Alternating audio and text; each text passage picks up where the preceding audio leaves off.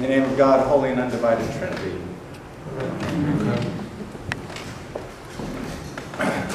Okay, what's more appropriate? What I'm wearing or what Rob is wearing? I think depending on where you fall in terms of appropriate, you'll vote one way or another. And I encourage Rob to join me in this. And by the fact that he vested, I was thinking, well, maybe I should join him in that. But here we are. You can decide. So some of you may know that I'm doing a program right now called Partners in Policymaking, PIP. And Partners in Policymaking is a training program for people who would be advocates for those with disabilities. It's being done in the state of Connecticut. That's where I go for it, because I have a sister who lives with disabilities and is in a group home, and she lives in Connecticut. And I wanted to learn how to be a better advocate for her, and also to know better what the context is of the life that she has been living for the last 66 years this week.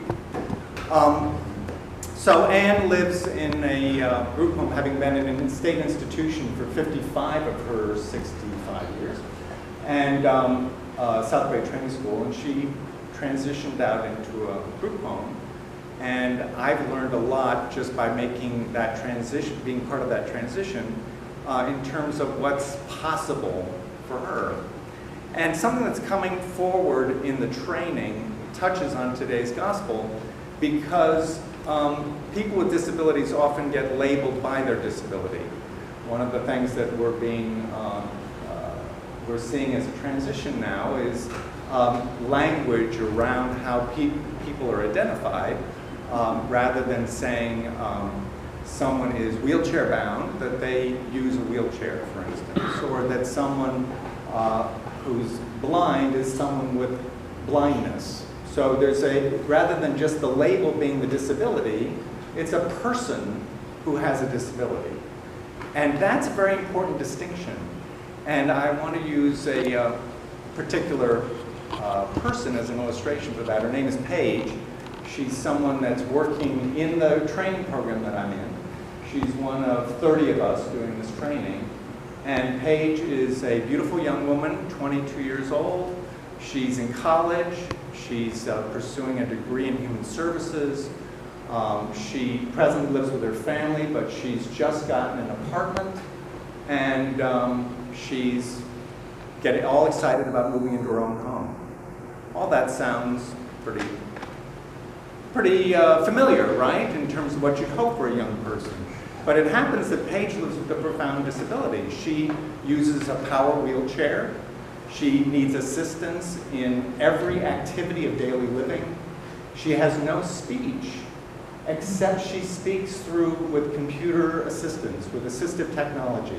And she forms through assistive technology. She communicates. She's engaged, obviously, in learning and in her college, and she's doing very well. And she's a full participant in a program as a self-advocate.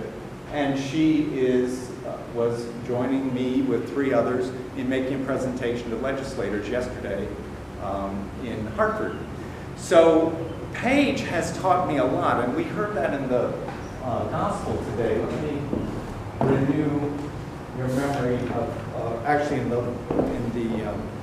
letter to the Corinthians. I do not mean that there should be relief for others and pressure on you, but it is a question of a fair balance between your present abundance and their need, so that their abundance may be for your need, in order that there may be a fair balance. Did you hear that? And rather than, see, my experience with Paige is not that she's someone who is dependent, but rather that by having a fair balance of resources, she's become someone who's educating me. That her abundance, in terms of the joy that exudes from her life, and the way in which she communicates and connects with people, has enhanced my understanding of what it means to be a human being. She has enriched my life and has fed my life by her presence. And that's very different than what I grew up experiencing, knowing about my sister, who was someone who was only to be taken care of, who was not someone who could be with and enjoying us and we enjoying her. It was like she was labeled. Like that woman with the blood disorder that we read about, the hemorrhaging. She was labeled, tagged as having that disability. And then, I mean, isn't it beautiful? Jesus says, who touched me? Did you hear the humor in the gospel this morning? Where Jesus says, who touched me? He's in the middle of a crowd. It's like you're in an elevator. And who touched me? You're being touched by everybody. And the disciples say that.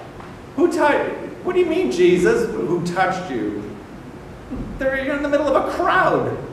But there was that woman who touched him, who connected with him. And her life was transformed. And was transformed, yes, physically. But it was transformed because no longer was she a tag. No longer was she that label. And the young girl who was dying, no longer was she dying. She was a little girl alive. And Jesus may not do these transformations for all of us in terms of taking illness and upending it, or taking death and taking it away. But what can happen is that in the midst of chronic illness or in the midst of dying, Jesus, by joining that situation, can open up what are the strengths that are still present. What is still happening? What is the community that is being formed around that person? What is happening that is touched with new life in spite of what might be tagged as only a situation that could be mourned? There is a transformation that can happen even if the tagged circumstance remains the tagged circumstance. Paige is still in a wheelchair. Paige still cannot talk without technical assistance. She can still not do many things that physically she will never be able to do. But that isn't the definition of her life. Paige is present as a human being, present with a rich and full, communicating a richness and a fullness of her experience and her life, and setting goals and accomplishing and producing and ready to be a productive member of our community. So it's a whole different way of seeing that Jesus and Paul have talked about in the letter to the Corinthians and in the gospel, that it's easy for us to limit someone else by what we understand to be a tagged disability. They're still a full human being. And in the relationship with one another, we can be people who cultivate seeing the strengths and the gifts and the abilities and the goals and nurturing new life in the midst of whatever circumstances may be. Happily for this congregation, we have a pastoral care community that's learning and developing how to be present to people who are experiencing circumstances that might be tagged as only to be mourned. But thanks to the presence that can come through pastoral care, those circumstances can be turned around. Not that the course of what's being tracked can change dramatically, but what can happen in the middle of it can be so profoundly different because love is brought into the situation. Jesus connects with what's happening, and that happens through you and through me. So our abundance can make up for a lack, but what we find as we offer that is that abundance comes back to us, that a situation becomes one of feeding not only the person in need, but the person who cares. So thanks be to God that we have this generative life that comes to us through our Lord Jesus Christ, and that He's touching wherever He goes, and that those of us who are touched by Him are changed forever. Amen.